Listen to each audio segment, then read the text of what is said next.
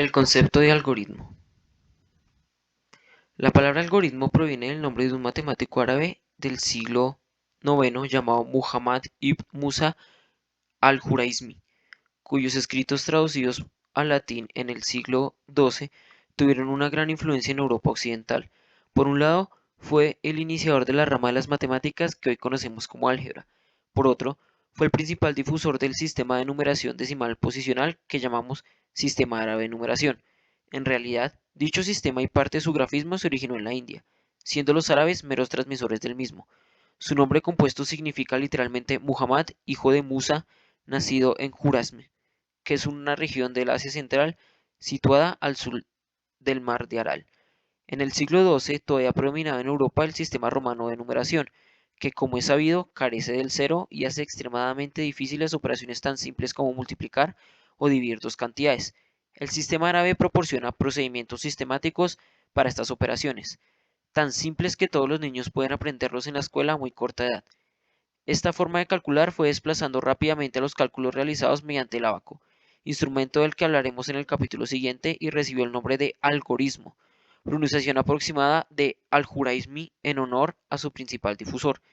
Con el tiempo, el término evolucionó y todo procedimiento sistemático y rutinario para resolver un problema matemático recibió, por analogía, el nombre de algoritmo. Actualmente el nombre se sigue aplicando a tales procedimientos muchas veces manuales o puramente teóricos, pero sobre todo a los que son realizados por un computador. Sin embargo, los algoritmos son mucho más antiguos que el nombre que han recibido en tiempos relativamente modernos. Por ejemplo, los sumerios en el 2500 a.C. nos dejaron una tablilla de arcilla donde explicaban un procedimiento para multiplicar. Su sistema de numeración tenía símbolos específicos para las cantidades 1, 10, 60, 600, 3600 y 36000, y no exponían del equivalente al cero. Es fácil imaginar lo complejo y limitado del método, pero seguramente era suficiente para sus propósitos. Hacemos notar que esta civilización no disponía todavía de escritura en sentido estricto, ya que su legado se reduce a tablillas de arcilla grabadas con símbolos jeroglíficos. Los babilonios utilizaban un sistema de numeración en base 60, del que todavía quedan algunas reminiscencias de la civilización moderna. Ese es el origen de que un minuto conste de 60 segundos y una hora de 60 minutos. La operación de dividir la realizaban multiplicando el dividendo por el inverso del divisor, por lo que se hacía necesario un procedimiento para calcular el inverso de un número en base 60. Un 1 en la primera posición fraccionaria representa un sexagésimo de la unidad, de modo similar a como en nuestro sistema 0,1 representa un décimo de la unidad. La segunda posición se suponía multiplicada por 1 sobre 3600 y así sucesivamente.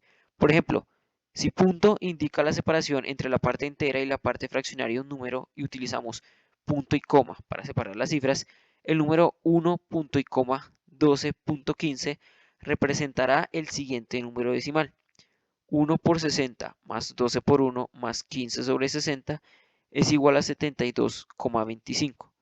Igual que sucede con el sistema decimal, puede haber representaciones con infinitas cifras fraccionarias. Los números naturales cuyos inversos tienen una representación finita se denominan regulares. Por ejemplo, 4 y punto 15 son inversos y el primero es regular. Los babilonios dejaron escritas en tablillas de arcilla varias tablas de números regulares junto con sus inversos. Más interesante para nuestra historia es que también dejaron un procedimiento para calcular el inverso de un número x cualquiera, siempre que x se pudiera expresar como la suma de otros dos números y y z, tales que y fuera regular y su inverso se encontrase en alguna tabla. Aunque el algoritmo era una mera ilustración de casos particulares a partir de los cuales el lector había de inferir en el caso general, la tablilla terminaba con la siguiente frase premonitoria: ¿y este es el procedimiento? ¿Cómo podríamos definir con precisión el concepto de algoritmo? Veremos en el capítulo 3 que conseguir tal definición supuso a los matemáticos muchos quebraderos de cabeza. Para los propósitos de este capítulo, podremos ensayar la siguiente definición. Algoritmo: conjunto de reglas que aplicadas sistemáticamente a unos datos de entrada adecuados resuelven un cierto problema en un número finito de pasos elementales. Analicemos despacio los diferentes aspectos de esta definición, dando al mismo tiempo ejemplo de procedimientos que parecen algoritmos y que sin embargo no lo son. Conjunto de reglas. Aunque no se diga expresamente, todo algoritmo ha de poder ser descrito mediante un conjunto finito de reglas.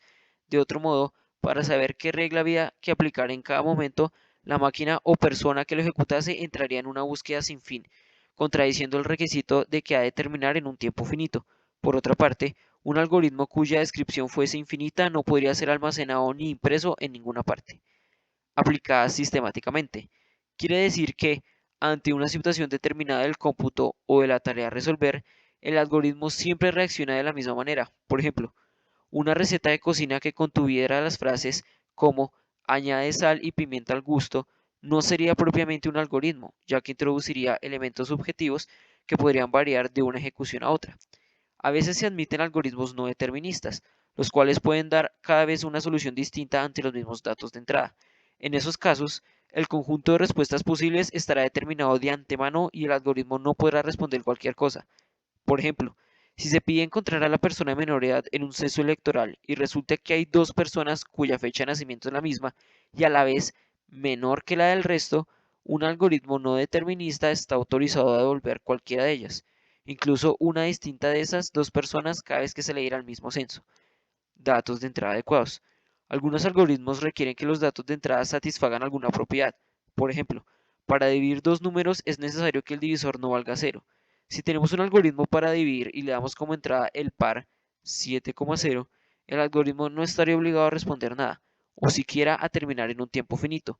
La definición solo se aplica a los datos de entrada que satisfagan las propiedades requeridas. ¿Resuelven un cierto problema? ¿Qué es un problema? Los ejemplos que hemos puesto hasta ahora son multiplicar o dividir dos números. ¿Es un problema multiplicar 27 y 13?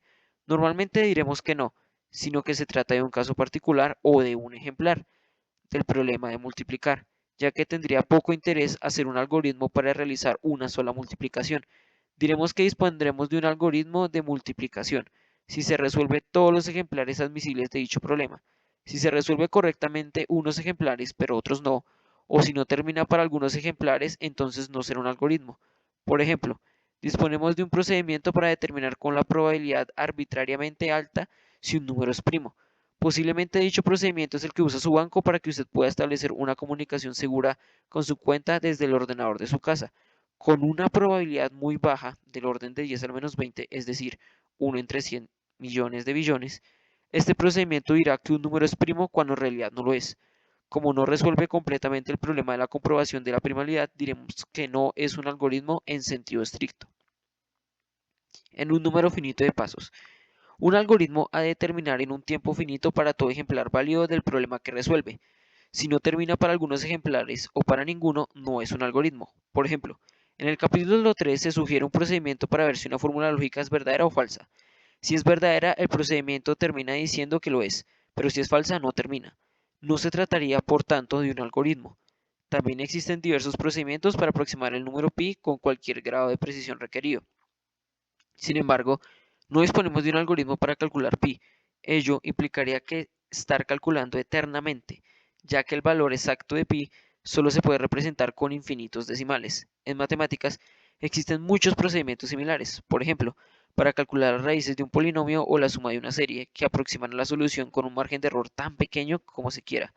En sentido estricto no son algoritmos, aunque en la práctica se utilizan como tales, ya que resuelven el problema de un modo suficiente para nuestras necesidades. De pasos elementales. ¿Qué es un paso elemental? Sería un algoritmo receta de cocina, uno de cuyos pasos fuera hacer un cocido madrileño. Nadie diría que tal acción es elemental para un humano medio, ya que se puede descomponer en acciones más sencillas y más comprensibles. Yendo en sentido contrario, si uno de los pasos de la receta fuera pelar patatas, ¿se trataría de un paso elemental?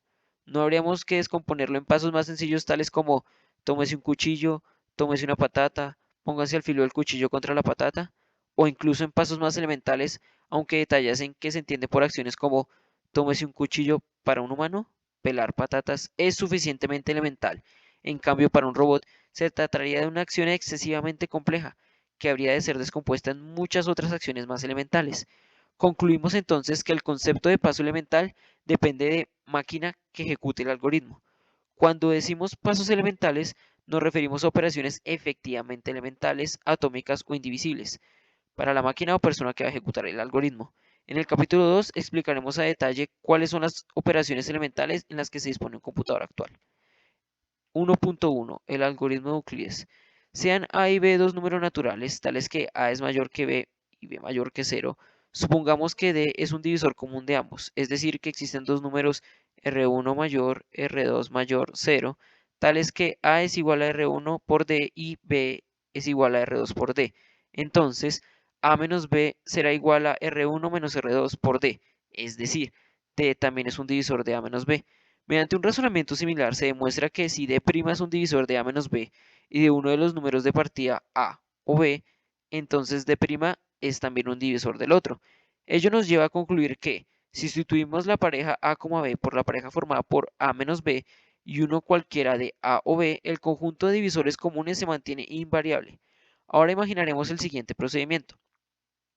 Primero, reemplazar la pareja A, B por la pareja A menos B, B, siempre que A sea mayor que B, y por la A, B menos A, siempre que sea B mayor que A. Es decir, nos quedamos con el menor de ellos y con la diferencia entre el mayor y el menor.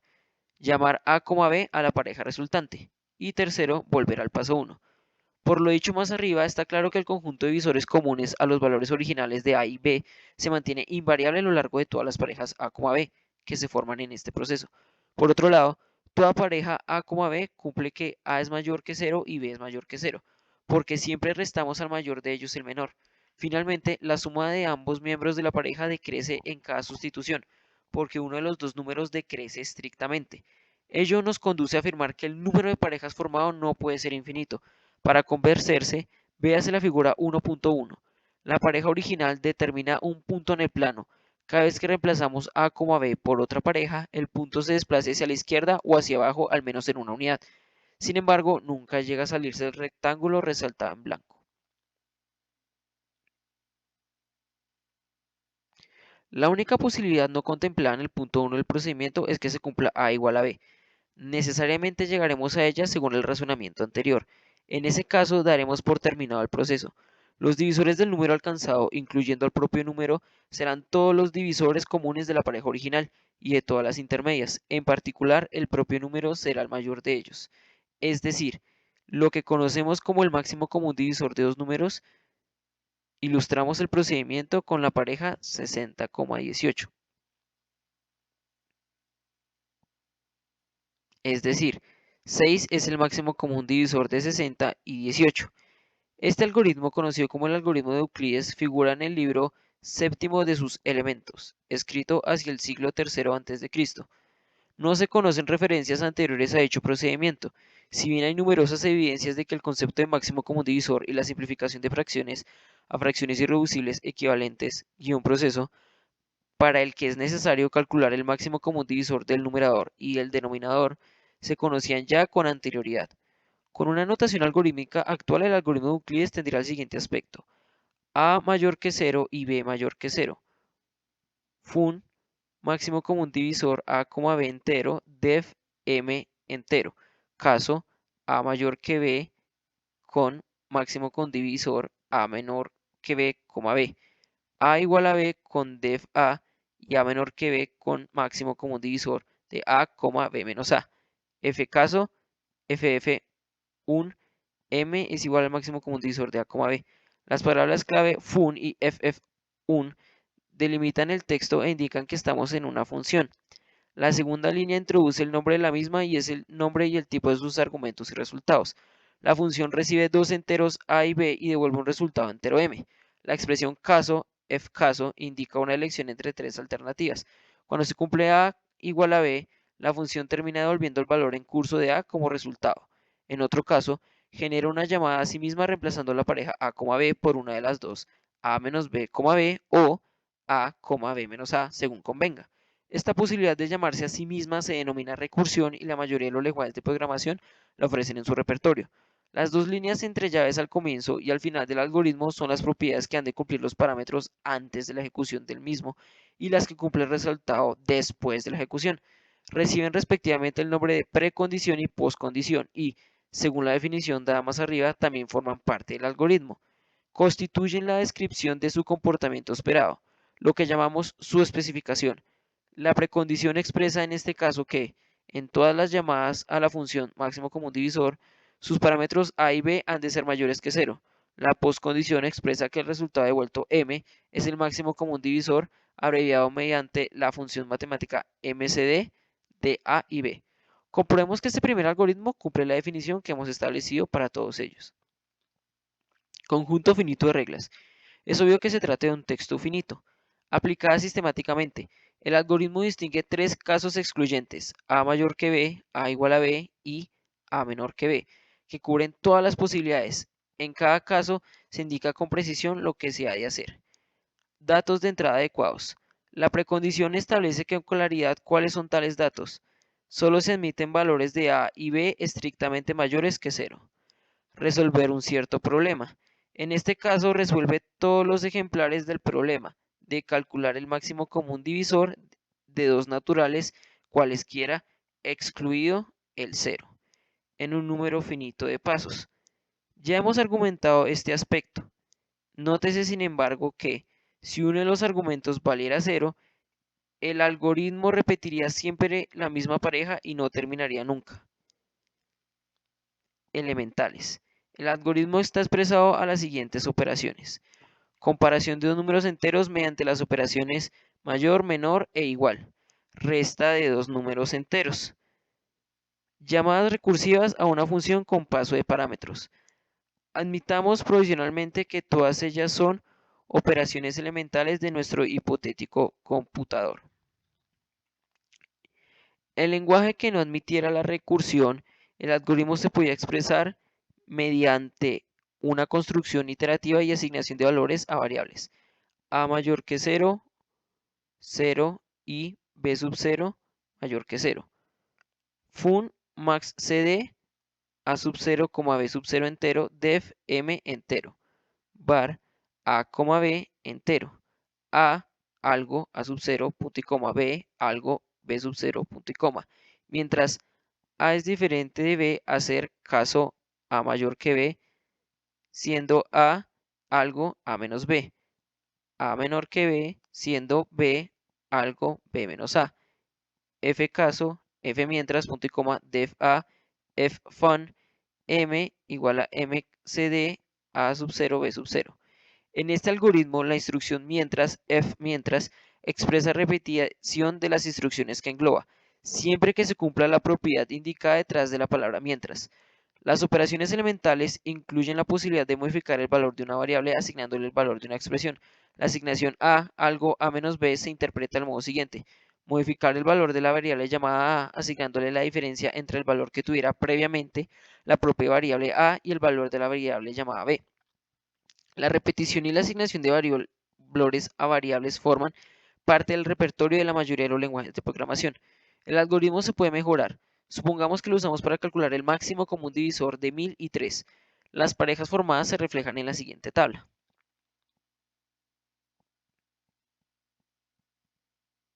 Es bastante evidente que si calculásemos de entrada el resto de dividir 1000 entre 3, es decir 1, nos ahorraríamos más de 300 restas, ya que después de restar 999 es igual a 300 por 3 a 1000, obtendremos exactamente el dicho resto. En todos los ordenadores, la operación de dividir dos números enteros forma parte de su repertorio de operaciones elementales. Llamaremos mod de módulo al operador que, dados dos enteros a y b mayores que 0, devuelven el resto de dividir a entre b. Por las propiedades de la división, sabemos que dicho resto cumple 0 menor o igual a módulo b menor que b. Entonces, el siguiente algoritmo recursivo calcula el máximo común divisor de un modo mucho más eficiente que los dos anteriores. A mayor que 0 y b mayor o igual que 0. Fun max cd a, b entero def m entero. Caso b igual a 0, siendo def a b mayor que 0, siendo max cd b, a mod b. F caso f fun m es igual a mcd a, b. Nótese que ahora el primer miembro de cada pareja es estrictamente mayor que 0 y que al segundo le permitiremos valer 0. El máximo común divisor de un número mayor que 0 y 0 es el primero de ellos, ya que 0 admite como divisor cualquier número excepto el propio 0. Nótese que también cada pareja sigue teniendo los mismos divisores comunes que la pareja precedente porque las parejas formadas son un subconjunto de las que se formarían mediante restas. Por lo tanto, los razonamientos anteriores siguen siendo válidos para esta versión. La correspondiente versión iterativa con asignaciones sería a sub 0 mayor que 0 y b sub 0 mayor o igual que 0. Fun max cd a, 0 b sub 0 entero def m entero. Var a, b entero a, b algo a sub 0, b sub 0. Mientras b sea mayor que 0, hacer a, b algo b, a módulo b.